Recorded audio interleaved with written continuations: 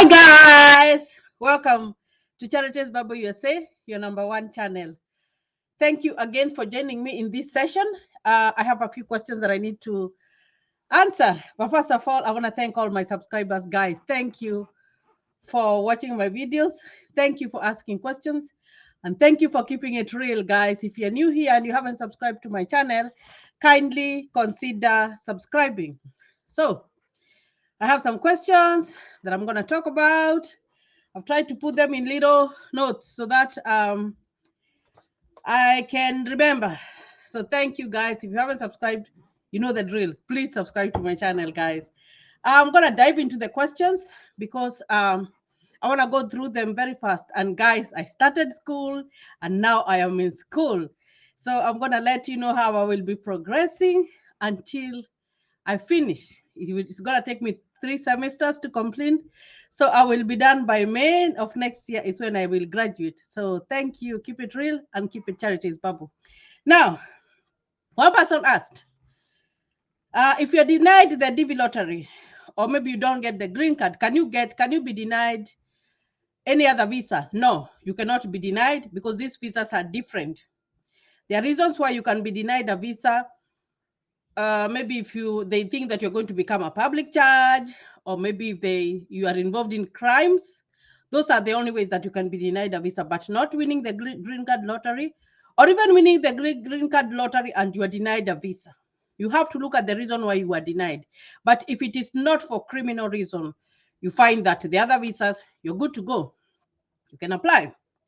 Now, there's another thing that I want to talk about that I saw that was really talked about is that this person went for the interview and they were denied the visa. But the reason that they gave is that they panicked because they saw another person. And when they saw that other person, that person was denied. So they panicked.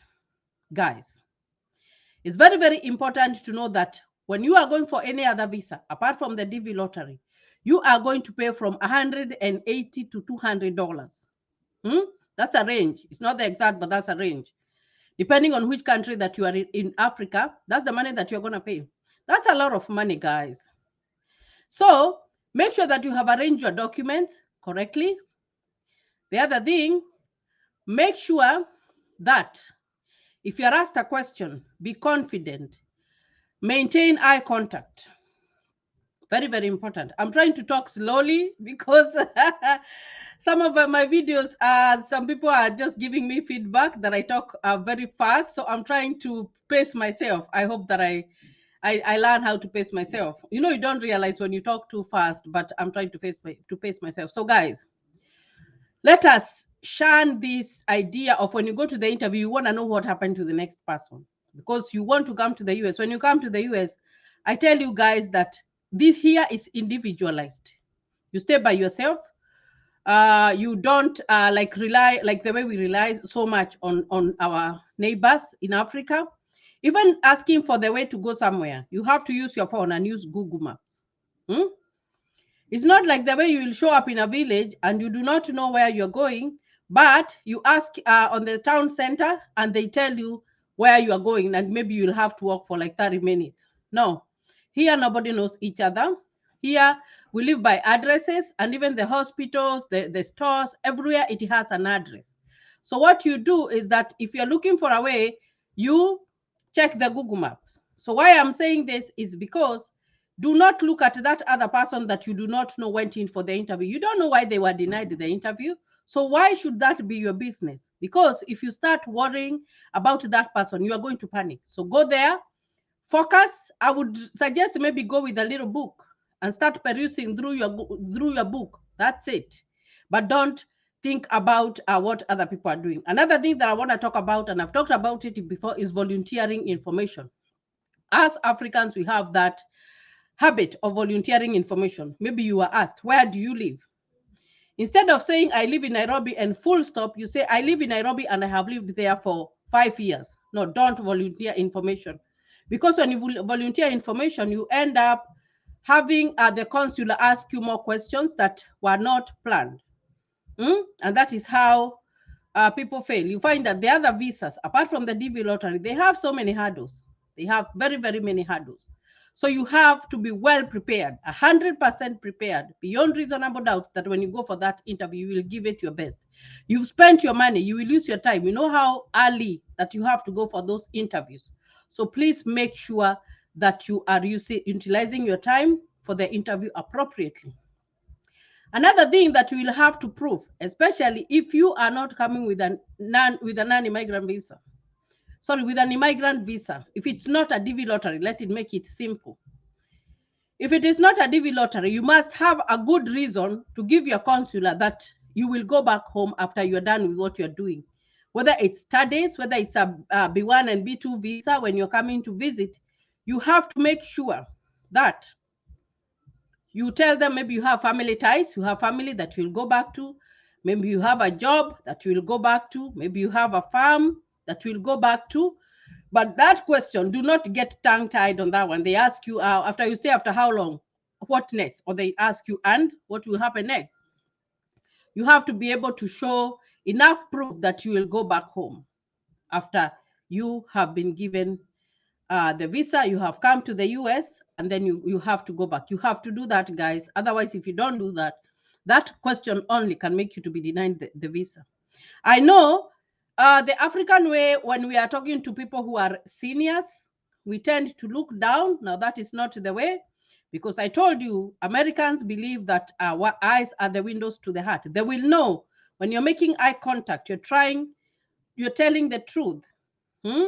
Your body language, you should be very, very confident. Look at your body language, because those consulars are trained even to study body language. They will catch it if you're not telling correct information. Very, very, very important tips that you should have. So that next time when you go to apply for another one, you get it, because you don't want to be going and being denied. Another thing, the form that you are sent to be given the appointment, they normally ask for documents and they are in order. So please, make sure that those documents, you put them in order. If it starts with the passport and all the others, the way they are written on that paper, put them in order, put them in a file, put them in a folder, put them in an envelope, so that when you are asked for them, you will give them readily. They are there. You are not perusing through your paperwork and you don't know where they are. It's very, very good to be organized. There's one thing that I noted when I came to live here in the US, that when babies are little, they go to the school, the first time they are taught how to file, to put their stuff in the folder. We were never taught anything of that in school.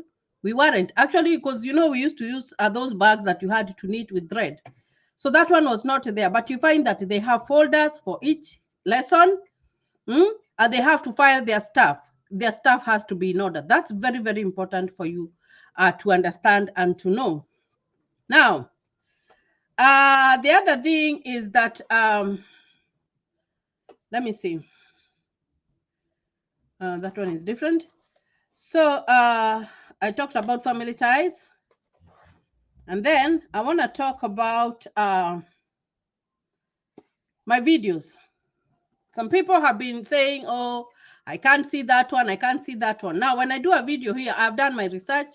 It's always good to watch the video from the beginning to the end. That is when you get all the information. Otherwise, if you watch 2 minutes, you find that those ones, you won't find your answer there. Another thing is that when I am doing my live shows, I answer so many questions. And the only thing that you need to know so that you can keep up is maybe if I am live, I normally come live at 12 p.m. my time.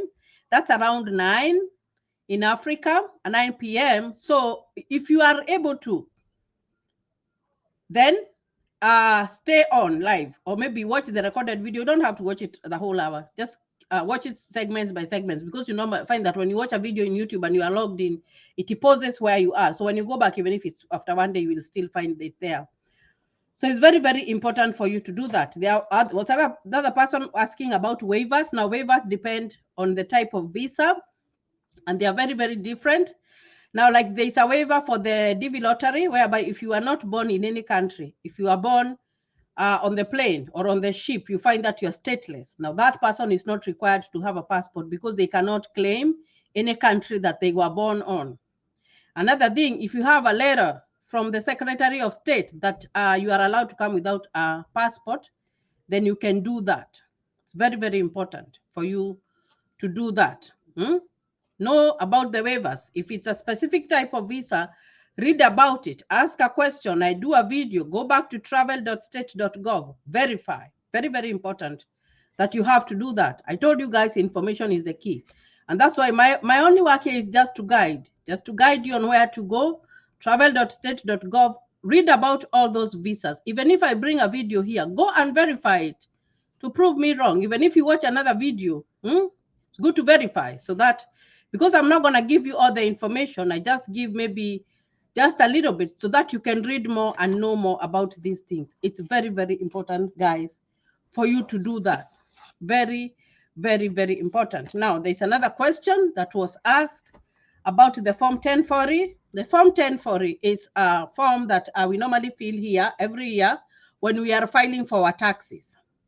So we normally fill out that form, and normally when you get your taxes back, that document where you filed your taxes, it's the first page of the form. Now it shows how much money you had made that whole year and all that. So there is one person who was asking about the Form 1040, and then the other one was asking about the Form 1080. That's the affidavit of support showing that your host can host you for a certain time, or they have their capability to do that. They have the money, they can support you, they have assets or whatever. But there's one thing that I need you to know. When we are doing the DV lottery, it's very, very important to know whether it is asked for or if it is not. Because I know most people who have won the DV, they have not been asked about that document. I'm going to find out about DV 2022 and 2023 to be sure that it's there. Because I told you guys the DV lottery is the one that doesn't have a hurdle. Another thing is that when you're going for the other visas, especially if you're looking for a job, especially if you're coming as a student, it's very easy to get a job here. It's also very easy to get school here. The hurdle is immigration, because you might have everything and they deny you a visa. That is why I'm telling you have to give it all the best. Even the videos that I've done for nurses, others have done for doctors, you find that to navigate immigration with the other visas, I'm not going to sit here and tell you that it's a joke. It's serious business. So you have to be prepared like 120%. Give it all that you have so that you get that visa. And some of the things, maybe you ask for a bank statement for an F1 visa, that's the student visa, and maybe you didn't whatever, we forgot, or maybe you gave a statement that was like 5 months ago. The statements that you take there, especially for the student visas, they have to be current. That is, you went to the bank 3 days before you went for the interview. That's the one that you present. And it should be on your, it shows all your checking account, the activities. Of course, if you are given by your parent, well and good. If it is yours, well and good. If it is for an uncle or an aunt, they might ask you, why is your uncle paying for you? Because I tell you guys, the American system is very, very different. Here, you find that the extended family, or maybe even the kids, the way it's made is that everybody takes care of themselves, even in their old age. And that is why you find that when you're working, they will take some of your money and put it in Social Security. That one is going to take care of you when you become old. Because maybe your kids might not be able to take care of you. You see what I mean? So it's very, very important for you guys to know that. Very, very important. For you guys to know that if it's your uncle, you have to explain to the consular, why is your uncle paying your fees? So do not be tongue-tied. It's very, very, very, very important. Okay, so I talked about all that stuff. Let me see if there's another one. So I talked about the Form 1080 and Form 1040. I want to talk about the host, because the host is important after you win the DV lottery. Without a host, no visa. Why? Because where are you going to go? I've seen those questions. What if I send someone money and they rent me a house? Who is going to rent you a house if they do not know your credit? Your credit score? Who is going to rent your money if you don't show proof that you are working? Because when you have a host, that host is going to cosign. I told you guys when we left our host's house, the house that we rented, because we had stayed less than 3 months, we had to cosign.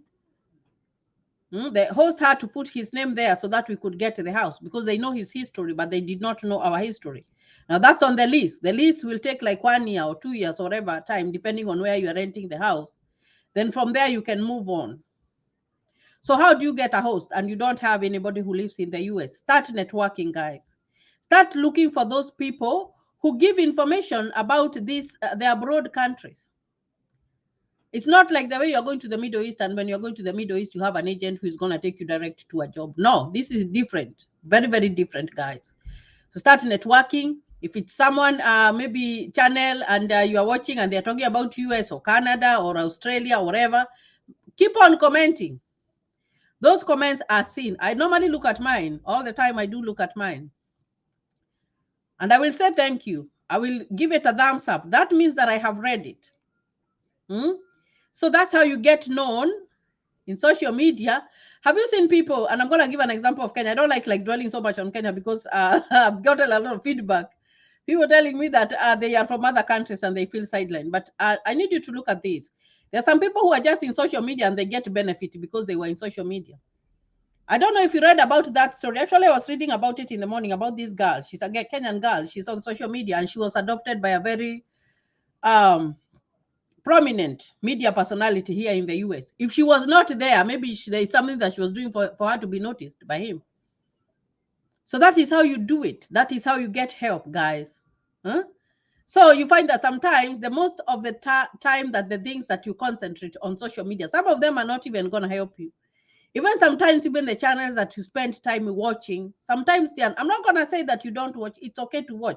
But even if you are watching, take time to watch something that can help you. Make a comment, give a like, interact with that person when you see them online, because you find that they might not host you at that moment, but they might be your gate to get a host. So very, very important information. So I want to wait about that form 1080 and the other affidavit of support. Sorry, the form 1080 and the form 1040. I want to wait until we check on the DV 2023 to see if those requirements are there, because I like to go with what is there, guys, because things are changing, especially since COVID. So many things have changed. So it's very, very important. But I know that before people were not to be asked for those ones. But I'll keep it pending, and then we're going to walk it through when that time comes. So marriage certificate, there's a person who asked me about marriage certificate. So that one, you can get it from your church or from the court or from the DC's office. So that one is no problem as long as it's legal, and you find that the documents that you're presenting in the embassy, they verify them. So you find that your birth certificate, all that stuff has to be valid. So the marriage certificate, if you got it from your church, if you got it from your, their pastors who are authorized, they have that authorization to give marriage certificate, because a marriage certificate is a government document. So normally what they do when you sign it in church, they send it to the registry so that it is there, and then of course you will keep a copy, but your pastor is going to send a copy there so that they know that this person is married to so and so. So it's very, very important. So if they come from the church and that pastor is certified, or they come from the DC's office where you got married, or any government office where you get married, depending on the country that you are in, then those ones are okay. Now, so like I said about the visa, any other type of visa, they will tell you the amount to pay. After you pay, I said you give it all. And don't look at people. I want you guys to start thinking like Americans. Very individualized. It's good to ask for help, but you find that most of it, you won't find it. You will go in your computer, you will Google it, or maybe you will go to that specific office and they will give you all the information, but an individual person might not be able to give you that information. So it's very, very important for you guys to know that. Now, so the DHL, another person talked about the DHL. The DHL, you will need it after you win your DV lottery, because they will send your passport through the DHL. This person did not understand what the DHL is. It's a courier service, whereby you can find it in any post office in your country. Any post office, there is DHL, because it's international. Even here we have DHL. So before you go for your interview, and it is in your instructions on your second notification letter, you will go and select an address in that post office where you want your stuff to be sent. And then when you go for your interview, you'll give them the address. So maybe like us, I remember we used an address of a post office that is in roundabout in Kenya. So that is where they sent our passports. Because when you're normally given a green paper, and I know some of you have seen it. It normally has instructions for you to pay for your permanent resident card, and also it gives you the place that you want them to send, whatever it gives you it tells you the duration that you can wait for your passport. And of course, you had given the address of the post office. So when they get it in the post office, you'll get a notification in your email that your documents are ready, your passport is ready, and then you will go and collect it. And why it's sent in the DHL is because it's very confidential information. Your passport is very confidential. The letter that is not to be opened is there. So you have to get that, the DHL. But all that, guys, we have to worry about it when we win the DV lottery. And it's very important for you guys also to know that don't put your 100% mind there on the DV lottery, guys. Because we don't want people to have a heart attack after the DV lottery, they check and they are not selected. I want you guys to be okay. Even if you're not selected, I want you to be okay, because there are other visas that you can try and do. It's very, very important, guys, for you to just keep it cool, ask me questions, but not so much about the DV 2023. Let's wait, pause, and wait for that, because it's gonna come. But you're free to ask any question that you would like to ask. So, guys, I hope that I was able to answer those questions. And if I have not answered any after I watch this video, please send me a feedback, send me a message, and I am going to answer any other question that I have left out. So, guys, thank you and God bless you. See you in another video.